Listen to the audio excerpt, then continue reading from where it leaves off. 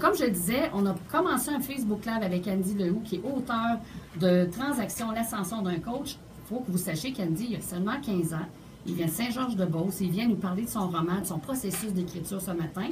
Et donc, je mentionnais tantôt que tu nous as mentionné que tu as appris la persévérance, tu as appris à te dépasser ta timidité. Mais est-ce que j'aimerais ça que tu parles aux gens, de quoi parle ton roman? J'aimerais ça que tu l'expliques, de quoi ça parle. On parle de hockey, mais en gros, là, c'est quoi le résumé de ton histoire? Mais c'est l'histoire d'un père de famille. Dans le fond, lui, il avait un job dans une usine, mais il détestait ça. Puis il voulait vraiment, lui, depuis qu'il est jeune, devenir directeur général et coach de hockey. Il était passionné de hockey, puis il voulait travailler dans cet univers-là. Puis enfin, il a la chance avec les Foreurs de Val-d'Or, lorsqu'il y a un concours, puis il gagne. Puis là, il a enfin la chance de réaliser son rêve. Mais il arrive là, puis personne ne croit en lui. Parce que, tu sais, c'est un petit nouveau, il n'y a pas d'affaires là. En plus, il y a des nouvelles idées, oui, il y a surtout, une nouvelle approche. Puis lui, tu sais, il fait sa petite tête de cochon. Il croit en lui. Puis il veut pas, il fait fi de la critique des médias puis des fans. Puis il croit en son rêve, puis à ses compétences. Puis ensuite, il y a aussi l'histoire de la famille. Derrière ça, il y a son fils qui le suit partout dans tous ses projets, toutes ses aventures. Et il y a aussi son père, Claude, qui le conseille, puis qui est là parce qu'il y a plus d'expérience dans le métier. Et le grand-père, tu parles. Oui, ouais, c'est son père. Le fils, le père et le grand-père là-dedans. Oui, c'est ça. Puis c'est comme les 3 générations réunies qui font face aux défis de la vie dans la LHJMQ. Puis c'est comme une belle histoire de famille, mais aussi il y a plusieurs intrigues parce que il y a plusieurs difficultés qui sont dans son chemin vers à réussir à avoir une équipe gagnante puis un esprit d'équipe sain dans la LHJMQ. Moi, ça me fascine que tu racontes une histoire comme ça parce que quand tu parlais de quelqu'un qui n'aimait pas son emploi, tout ça, c'est quand même des thèmes d'adultes. Où est-ce que tu es allé chercher ton inspiration? Est-ce que tu t'es levé un matin et tu avais l'idée? Comment ça s'est produit pour toi? Bien, mon histoire, j'étais passionné dans le hockey. Ça fait que je regardais beaucoup de choses de hockey, des documentaires, pas juste de qu'est-ce qui se passait sur la glace, mais aussi derrière. Puis il y a des films que j'avais regardés comme Le Miracle sur glace, qui raconte les aventures de l'équipe olympique américaine dans les années 1980. Et il y a aussi Moneyball, qui est un film de baseball. Et il y a aussi un film fictif qui est Le Repêchage, qui raconte une équipe de football. Ces 3 films-là représentaient l'histoire derrière pour un directeur général que personne vraiment croit en lui, mais qui essaie de faire les choses à sa manière. C'est surtout ça qui m'a amené l'idée de Transaction, l'ascension d'un coach. Mais j'ai aussi des expériences personnelles. C'est pourquoi certains thèmes qui sont abordés viennent d'expériences personnelles, mais aussi ma mère, depuis que je suis jeune, elle me voit que je suis très mature, puis que j'ai des rêves. Souvent, mettons, quand les jeunes jouaient à Noël, tout ça, moi, je restais à la table pour parler avec les adultes de discussions plus sérieuses, puis c'est un peu avec ça que j'ai eu des idées un peu comme ça, plus matures pour mon âge. Tu as commencé à 12 ans, je pensais, à écrire ton livre. Oui, exactement. C'était dans l'été, entre ma 6e année et mon secondaire 1. C'était une semaine avant, j'ai commencé l'écriture une semaine avant le début, l'entrée des classes en secondaire 1. Et là, vu que tous mes amis se préparaient pour l'entrée en classe, le début de l'école, moi, ça me tentait pas tout de suite de penser à l'école. Moi, j'étais en vacances encore, je voulais faire ce que j'aimais. Fait que j'ai passé le temps en commençant l'écriture de Transaction. Puis au début, c'était simplement justement pour passer le temps, pour m'amuser. Mais j'ai rapidement découvert que je pouvais vraiment réaliser un livre avec ça, que c'était pas juste un petit projet des vacances, ça pouvait vraiment être un projet que je fasse toute l'année. Puis c'est là par après que j'étais allé chercher des conseils puis que je me suis aventuré dans cette aventure-là. Puis ton processus d'écriture, vraiment juste écrire, ça a duré combien de temps? J'ai commencé une semaine avant l'entrée de classe, puis j'ai terminé 2 jours avant la fin des classes. Okay. Je m'avais donné comme défi de terminer en secondaire 1. Là, ça a été dur parce que ça aurait été facile de dire à chaque fois qu'il aurait fallu que j'écrive, c'est au lendemain je vais écrire tout ça. Mais je me suis mis comme défi d'écrire 300 mots par jour, chaque jour, peu importe l'occasion. Même à Noël, j'écrivais mes 300 mots. J'avais rencontré, j'étais allé à un cours avec Alain Sanson pour comment devenir auteur. Puis le premier conseil qu'il m'a donné, c'est si je voulais devenir auteur, je devais écrire. c'est pour ça, tu sais, c'est évident, on peut toujours penser à persévérance, tout ça, mais c'est vraiment écrire, il faut faire. Ça demande une discipline. C'est de la discipline. Puis moi, j'avais beaucoup de choses, de projets en dehors aussi, j'avais l'école, tout ça, fait que fallait que je trouve mon temps. J'avais pas beaucoup de temps, mais chaque moment que j'avais le temps, fallait que je le prenne ce temps-là pour écrire, puis c'est pour ça que je me suis mis 300 mots par jour. Puis ça a été dur des fois, tu sais, on rencontre le syndrome de la page blanche, on n'a pas d'idée. Mais moi, ce que je faisais, c'est que j'écrivais quand même mes idées. Des fois, c'était vraiment pas bon. Mais le lendemain, c'est pas grave. J'effaçais tout. Bon, moi, je me disais pas, bon, mais j'ai pas d'idée au lendemain parce que j'aurais toujours trouvé des excuses et j'aurais jamais encore terminé mon livre. Quelle bonne suggestion, bonne idée pour tous les auteurs en herbe qui veulent se faire publier, dans le fond, là. Oui, puis dans le fond aussi, c'est une façon de dire, ben quand on a un rêve, on y croit, on met l'énergie, puis le temps nécessaire pour le réaliser, puis c'est la preuve que ça se concrétise, dans le fond. Peu importe l'âge qu'on est, peu importe le moment dans notre vie où on est, je trouve ça super. Avez-vous réalisé, les amis, que Andy Lehoux, il y a 15 ans, regardez le discours qu'il tient. Totalement. C'est incroyable, hein? Un beau jeune homme mature.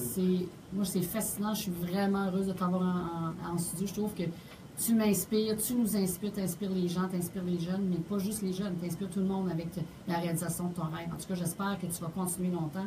Tu as vraiment une belle maturité, une belle sensibilité. Vraiment, Andy, je suis impressionnée. Moi, j'ai été professeur au primaire. Hein? Puis les jeunes, la cause des jeunes, pour moi, c'est vraiment important.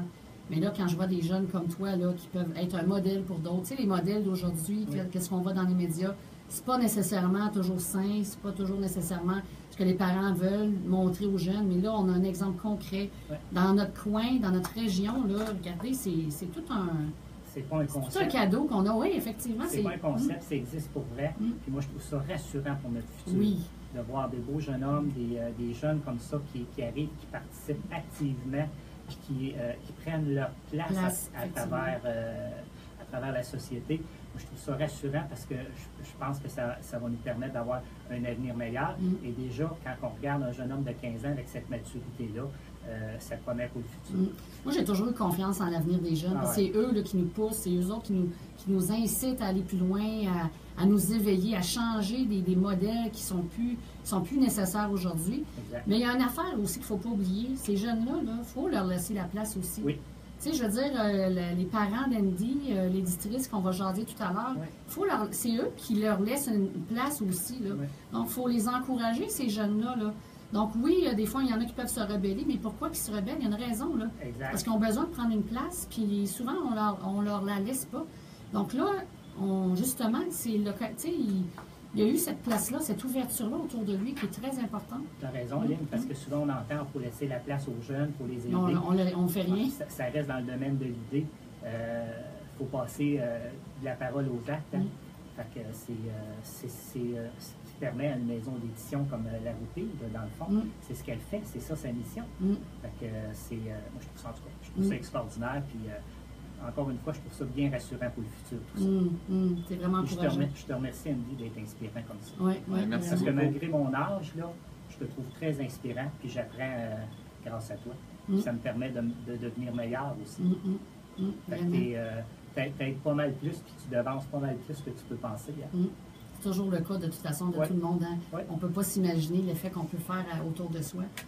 Bon, j'ai encore quelques questions parce que ça va vite. Hein? J'aimerais ça que tu me dises, dans ton histoire, y a-t-il un personnage qui te ressemble le plus? Tu sais, des fois, quand on écrit un livre ou un roman, souvent, ça inspire des gens autour de nous, mais il y a toujours une partie de nous-mêmes qui est dans les personnages d'une certaine façon. Est-ce qu'il y en a un qui te ressemble plus que les autres? Je dirais que c'est mon personnage principal, Patrick, parce que souvent, moi, je sais qu'est-ce que je veux, puis je suis persévérant, puis peu importe ce que les autres pensent, je crois à ce que je pense, puis je crois à mes capacités, puis je vais vers mon but, puis vers mon rêve. Fait que j'ai les mêmes valeurs que Patrick, pas le même âge, mais... Même maturité, peut-être? Ouais. Probablement, puis... c'est vraiment le fun aussi parce que j'écrivais comme les histoires, puis je me sentais comme à la place vraiment du personnage. Puis c'était vraiment le fun de comme vivre l'aventure avec lui, même si c'est moi qui dirigeais qu'est-ce qui arrivait. Oui, Madame La Rochelle. En fait, je vous dirais qu'Andy a compris, malgré son jeune âge, qu'il ne faut pas juste rêver dans la vie. Il faut passer à l'action. Effectivement. Il faut faire des pas pour y arriver.